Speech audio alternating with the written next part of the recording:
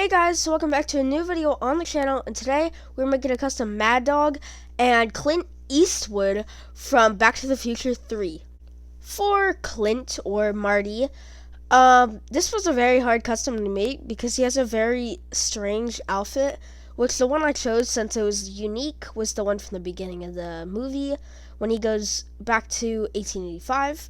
So I used the hat hair combo from Indiana Jones with the 2023 Marty McFly face. Then I used the torso from the Lego Hippie with some light blue arms and like skin tone hands. Then I used the legs from Captain Hook to round off the custom and keep his boots. Now for Mad Dog, and I won't stutter on this one, I used the torso, legs, and hat from Sheriff Not a Robot from the Lego Movie 1. Then I used the face and hands from Sirius Black to pull the entire figure together.